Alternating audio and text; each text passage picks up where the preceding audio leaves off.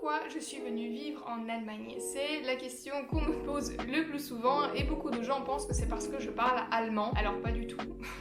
Bon, bien évidemment ça joue un petit peu, mais si on partait uniquement du principe que je déménage dans un pays dont je connais la langue, j'aurais pu finir un petit peu partout. Parce que j'ai fait des études de traduction et d'interprétation, donc l'allemand n'est pas la seule langue que je maîtrise. Et fun fact d'ailleurs, avant de venir en Allemagne, j'étais à ça de signer un contrat pour pouvoir aller vivre à Lisbonne.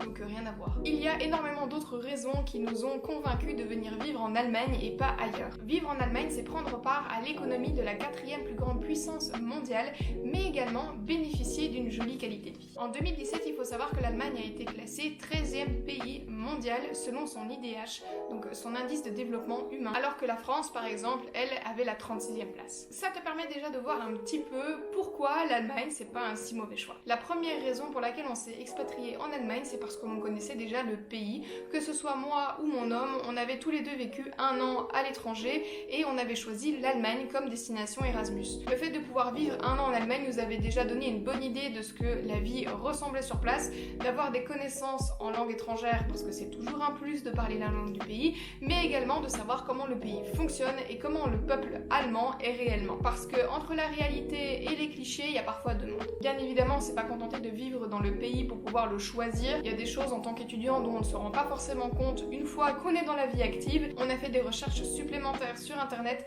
comme par exemple l'accès au marché du travail, quelle est la réalité de la vie d'un expatrié en Allemagne, mais également ce qui concerne tout ce qui est aide sociale, soins de santé, le prix en général de la vie en Allemagne, des assurances, le fait d'acheter une maison, est-ce que c'est possible, est-ce que c'est pas possible. Enfin bref, on a vu ça sur un long terme. Deuxième point qui était assez déterminant pour nous, c'est que l'Allemagne est facilement accessible un peu partout en Europe, que ce soit Francfort, Munich, Berlin ou Cologne, on a des très gros aéroports et ça c'est déjà quelque chose qui te facilite la vie quand tu as besoin de voyager, mais également parce que l'Allemagne c'est facilement accessible depuis la Belgique et ce en voiture. Bon, pas forcément en train parce que bon, c'est pas comme si le système ferroviaire en Belgique était vraiment très bien développé.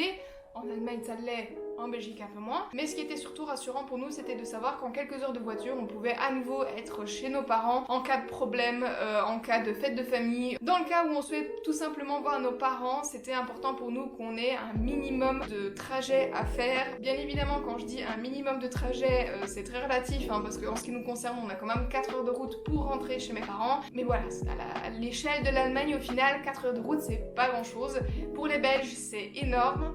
Je ne compte plus le nombre de Belges qui m'ont dit « Oh, mais 4 heures, c'est horrible !» En même temps, quand ton pays est aussi petit qu'on traverse en 2 heures, je peux comprendre. Mais franchement, 4 heures pour beaucoup de pays, c'est pas grand chose. Hein. Troisième argument hyper important et toujours en faveur de l'Allemagne, c'est la qualité de vie. C'est indéniable, la qualité de vie est meilleure en Allemagne qu'en Belgique. Désolée de l'apprendre, je sais que beaucoup de gens me disent que c'est totalement faux et que je vais découvrir soudainement que l'Allemagne, en fait, ça a vraiment une moins bonne qualité de vie que la Belgique. Je suis désolée, j'ai de quoi comparer. J'ai vécu en Chine, j'ai vécu en Russie, j'ai vécu en Lettonie, j'ai des potes qui vivent en Irlande, j'ai des potes qui vivent au Portugal, j'ai des potes qui vivent au Luxembourg. L'Allemagne, c'est le pays pour l'instant où il y a le moins de contraintes et la qualité de vie est la meilleure parce qu'il n'y a pas de problème de pénurie du logement comme à Dublin, parce que les salaires sont plus hauts qu'au Portugal et en plus la vie coûte moins cher, parce que les systèmes de santé, les systèmes d'aide sociale, tout ce qui est logement, chômage, etc.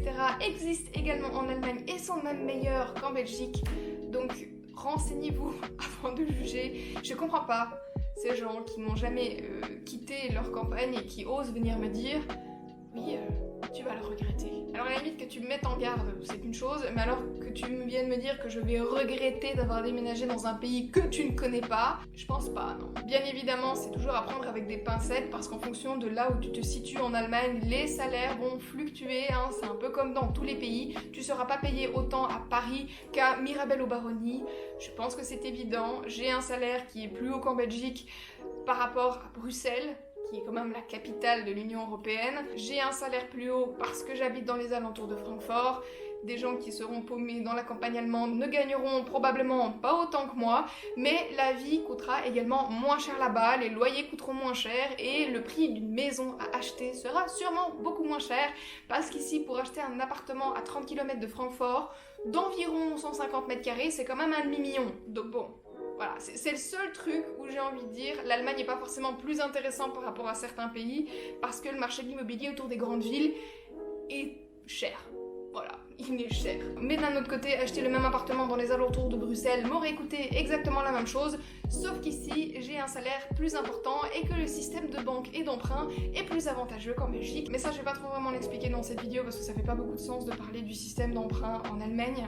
Je vais faire une vidéo sur comment devenir propriétaire à l'étranger et notamment comment s'est passé les processus d'achat en Allemagne, mais également les processus d'emprunt. Donc ça pour une prochaine vidéo. En attendant, tout ce qu'il faut savoir, c'est que les salaires sont pour les mêmes standings de ville généralement plus en Allemagne et que la vie te coûte entre 50 et 30% moins cher en fonction de là où tu es. Et ça, bien évidemment, je t'invite à aller le vérifier par toi-même si tu ne me crois pas, mais il y a beaucoup d'enquêtes qui ont été faites, que ce soit sur des journaux télévisés ou encore sur des sites internet qui permettront d'attester qu'en effet, par rapport à la Belgique, l'Allemagne est environ 30% moins cher. C'est d'ailleurs la raison pour laquelle je ramène de l'alcool à mes parents, je ramène du café à mes parents, je ramène du chocolat à mes parents. Les assurances coûtent moins cher ici, les outils, mon père est indépendant, il a besoin d'outils, enfin bref, et généralement il les achète en Allemagne, il les fait livrer chez moi et ensuite moi je lui ramène en Belgique parce que c'est généralement 30% moins cher. Je ne le sors pas de nulle part, c'est vraiment une constatation, voilà, après 2 ans de vie en Allemagne,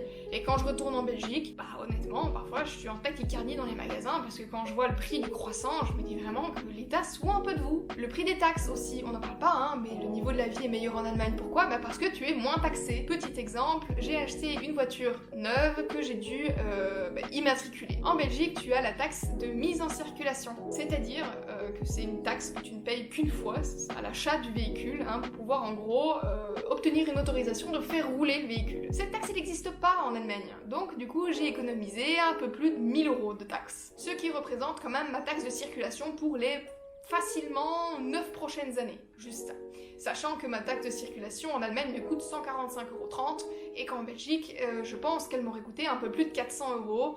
Donc encore une fois, les comptes sont vite faits et franchement, je ne comprends pas pourquoi on paye autant de taxes en Belgique quand tu vois l'état des routes. Je n'ai jamais rencontré des routes aussi hideuses qu'en Belgique. Et en Allemagne, les routes sont lisses et elles sont illimitées. Et ça, c'est formidable. Et je tiens également à préciser que la pauvreté existe en Allemagne. Hein. C'est malheureusement la réalité que l'on vit aujourd'hui. Je ne pense pas qu'il y ait un seul pays dans lequel il n'y ait pas des riches et des pauvres. Il y a forcément des gens qui souffrent, il y a forcément des SDF, mais quand tu pars avec un diplôme, quand tu pars avec une certaine éducation, des connaissances en langue étrangère, t'as pas trop de difficultés à trouver un emploi. Cela ne signifie pas que forcément l'Allemagne sera le saint graal et te permettra de gagner des millions, mais pour autant d'avoir peut-être une vie plus agréable ici. Quatrième argument, et qui est encore une fois fortement prédominant dans notre décision de venir en Allemagne, c'est le marché de l'emploi qui est beaucoup plus accessible que le marché de l'emploi en Belgique. Je peux parler que du marché de l'emploi belge, mais je pense que je peux légèrement comparer avec le marché de l'emploi en France parce que j'en ai parlé à d'autres connaissances qui sont françaises. Et en général, il faut quand même avouer que les Français et les Belges sont pas forcément très accueillants avec les jeunes diplômés, chose que je n'ai pas du tout eu à subir ici. Mon homme a trouvé un job très rapidement et d'ailleurs, ils se sont bousculés pour pouvoir l'engager. Il a choisi en fait le contrat le plus offrant. Il a même négocié d'arriver avec un pote à lui. Le gars il reçoit un contrat et il dit ok, je signe uniquement si tu engages mon pote. Et ça a marché, voilà, c'est comme quoi. Franchement, le marché de travail il est pas très compliqué ici. Hein. Forcément ça va dépendre un petit peu de tes diplômes, est-ce que tu as un bachelier, est-ce que tu as un master, quelles sont les études que tu as fait, est-ce que c'est recherché dans le pays, mais ça c'est des recherches que tu fais avant de t'expatrier. Mais il faut quand même avouer qu'ils sont beaucoup moins stricts concernant l'expérience professionnelle passée ou encore le fait que tu sois jeune diplômé. J'ai l'impression qu'ils ont tendance à plus te laisser ta chance qu'en Belgique et le fait de connaître la langue du pays va fortement t'aider à trouver un job, donc si tu peux déjà arriver avec des bases, ce sera toujours mieux. Mais je tiens à dire que c'est pas forcément handicapant parce que mon homme travaille dans le recrutement et il engage énormément de gens en Allemagne qui ne parlent pas allemand. Parce qu'en fait, quand tu as un profil qualifié, t'as pas forcément besoin de parler allemand, ou quand tu es engagé en fait dans des entreprises qui sont multinationales ou qui sont internationales, bah la langue de communication c'est l'anglais, donc l'allemand n'est pas forcément nécessaire. Autre argument en faveur de l'Allemagne, c'est tout ce qui est aide sociale, soins de santé, etc., etc. Pour tous ceux qui ne seraient pas familiers avec le système allemand, tout ce qui est charges sociales sont entièrement déduites de ton brut. C'est-à-dire que je n'ai pas à payer mon assurance santé avec mon net, parce que c'est déduit du brut. Donc, à la fin du mois, quand j'ai mon salaire, parce que oui, nous on l'a à la fin du mois, on l'a pas au début du mois, mais voilà, ça c'est... chaque pays fait comme il veut. Le salaire que j'ai sert à payer mes factures d'eau, mes factures d'électricité, mon logement, ma bouffe, ma voiture, et c'est tout. Et quand je vais chez le médecin, je n'ai pas à payer. Voilà, je peux aller chez le dentiste, je peux aller chez le gyné, peu importe où je vais, je monte ma carte de santé et je paye pas. Alors qu'en Belgique, l'employeur paye une partie de ton assurance santé ou de ta mutuelle, mais toi-même, de ton aide, tu vas encore devoir reprendre une certaine somme pour pouvoir payer ta mutuelle, mais également tes consultations chez le médecin. Et tu vas me dire, bah oui, comme dans tous les pays, je sais que c'est pas le cas de la France, vraisemblablement en France, quand tu vas chez le médecin, tu ne payes pas ta consultation, mais sache qu'en Belgique, tu payes. Donc déjà que tu as des choses déduites de ton brut qui sont censées payer ton assurance santé, que tu payes encore toi-même ta mutuelle tous les trimestres, tu dois encore payer le médecin et t'es pas remboursé de la totalité, hein, t'es remboursé entre 30 et 50%. Donc au final, je sais pas vraiment qui m'a sorti que le système de santé belge était le meilleur de l'univers, mais je pense qu'il n'a pas vraiment été ailleurs qu'en Belgique. C'est un système qui est vraiment totalement différent. L'Allemagne en fait prône la prévention et le fait que si les gens n'ont pas à payer pour se soigner, ils auront tendance à se soigner plus vite et ça permet de prévenir en fait certaines maladies graves qui sont très coûteuses à soigner. Je pense pas que ce soit une mauvaise stratégie, en tout cas en ce qui me concerne, j'apprécie assez. Voilà, je connais des gens qui travaillent dans le système de santé en Belgique et c'est quelque chose auquel ils sont souvent confrontés, hein. Les gens n'ont tout simplement pas l'argent pour payer le médecin, donc du coup ils attendent, leur cas empire et au final ils se retrouvent parfois dans des situations pas très agréables, tout simplement parce que sur le moment ils voulaient pas dépenser un petit peu d'argent pour les soins de santé. Je pense pas que ce soit vraiment le meilleur système de l'univers, en tout cas je préfère le système allemand. Il y a bien évidemment des petites assurances complémentaires, hein, comme par exemple les soins dentaires. Si tu souhaites par exemple plus tard, quand tu seras vieux, te faire entièrement des facettes, tu peux prendre une assurance supplémentaire. Mais c'est pas forcément obligatoire, hein. Les soins, j'ai envie de dire basiques, sont compris dans ton assurance, donc tu n'as pas à payer. Tu peux également avoir une assurance à l'étranger qui coûte beaucoup moins cher qu'en Belgique. Les assurances en général coûtent beaucoup moins cher qu'en Belgique. Et autre chose qui est forcément assez intéressant pour les gens qui souhaiteraient devenir parents, c'est le congé de parentalité en Allemagne. Juste pour info, Belgique, la femme a droit à 3 mois et le papa lui a droit à 10 jours. Moi c'est quelque chose... déjà je veux pas forcément d'enfants donc la question se pose pas, mais si un jour je suis assaillie par les hormones et j'ai envie de procréer, je serais quand même beaucoup plus rassurée de savoir que je procrée en Allemagne plutôt qu'en Belgique, parce que en Allemagne le congé de maternité c'est 3 ans à se partager avec le papa. Donc tu fais ta popote comme tu le souhaites, c'est un peu à la mode des pays de l'Est. Les pays de l'Est, je pense que c'est d'office 3 ans pour les mamans. En Allemagne, c'est 3 ans à se partager entre la maman et le papa. Mais vu que tu peux le partager avec le père, c'est-à-dire que tu peux facilement prendre 1 an de congé de maternité, 1 an de congé de paternité. Bien évidemment, tu n'es pas payé à 100%, hein, sinon ce ne serait pas marrant. Tu es payé à 100% vraisemblablement les 3 premiers mois. Et puis ensuite, ton salaire est raboté à hauteur de 67%, il me semble. Et ce qui est bien aussi en Allemagne, c'est qu'on t'encourage en fait à reprendre le travail, j'ai envie de dire pas forcément assez tôt, tu reprends le travail quand t'en as envie, mais on t'encourage à reprendre le travail par exemple à quart-temps ou encore à mi-temps, et on te donne pour ça des subsides. Donc au final je trouve ça pas mal, parce qu'après avoir fait les calculs, tu finis avec 67% de ton salaire qui représente en fait le Elterngeld, donc l'argent parental. Tu as le Kindergeld qui est 200 €, un peu plus de 200 € par enfant. Et puis ensuite à ça se rajoute le Elterngeld Plus qui est en fait une réinsertion au travail. Autre petit exemple des aides sociales en Allemagne, il faut savoir que quand tu démissionnes en Belgique, tu n'as pas le droit au chômage. Quand tu démissionnes en Allemagne, tu as le droit au chômage pendant 1 an. Je trouve ça quand même assez rassurant de me dire que si un jour ça va plus dans ma boîte, si je démissionne, je suis encore payée et tu as encore comme en France, hein, comme en Belgique, des systèmes de réinsertion au travail. Donc tu ne seras pas mis au dépourvu parce que tu perds ton emploi. Parce que encore une fois, c'est quelque chose que beaucoup de gens m'ont dit en Belgique, mais oui, mais en Allemagne, tu n'auras pas le droit au chômage. Si, pourquoi pas? Pourquoi est-ce que j'aurais pas le droit au chômage en Allemagne alors que je travaille, je paye mes cotisations, ça n'a aucun sens. Donc bien évidemment, t'as pas le droit au chômage en Allemagne si tu n'as jamais travaillé dans le pays, il faut avoir travaillé au moins 6 mois pour être éligible au chômage. Mais sache que si tu viens travailler pendant 5 ans en Allemagne et que d'un coup, tu te fais virer comme un malpropre, t'as bien évidemment droit au chômage. De la même manière, j'ai également droit à la pension. À partir du moment où je travaille en Allemagne, j'ai droit à une pension. Ça me paraît évident. À quelle hauteur est la pension? C'est pas la pension la plus haute d'Europe, il faut quand même avouer, je pense que le pays qui a la plus haute pension c'est le Portugal, avec plus de 100% de ton salaire net. Mais en Allemagne, on est encore une fois aux alentours de 65% il me semble, ce qui est cependant exactement le même taux qu'en Belgique. J'ai vu une étude de la Commission européenne là-dessus, il me semble, qui en fait comparait le SMIC des différents pays de l'Union européenne et également le minimum de pension attribué aux citoyens, et sachez que l'Allemagne est au même stade que la Belgique. Donc tu n'es pas plus avantagé à vivre en Belgique ou à travailler toute ta vie en Belgique. Et je tiens à préciser pour tous ceux qui me diront oui mais au final en Belgique si j'ai la même pension qu'en Allemagne autant rester dans mon pays d'origine, la vie coûte moins cher ici. Donc ta pension sera peut-être la même, mais ta qualité de vie sera différente, parce qu'au final, si ça coûte moins cher. Et je dois être honnête, c'est pas forcément la chose sur laquelle je me suis basée pour choisir mon pays, parce que d'ici à ce que je puisse être éligible à la pension, je dois encore attendre 40 ans, et miser sur un truc qui se produira dans 40 ans, c'est pas forcément pour moi le pari le plus intelligent.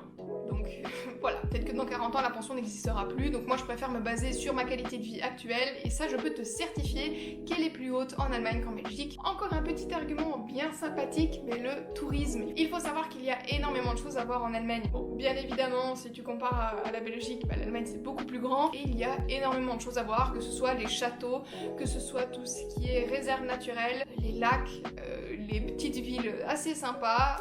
Franchement, je pense que l'Allemagne pourra combler toutes les attentes, que tu sois plus ville, que tu sois plus paysage, que tu sois plus château, architecture.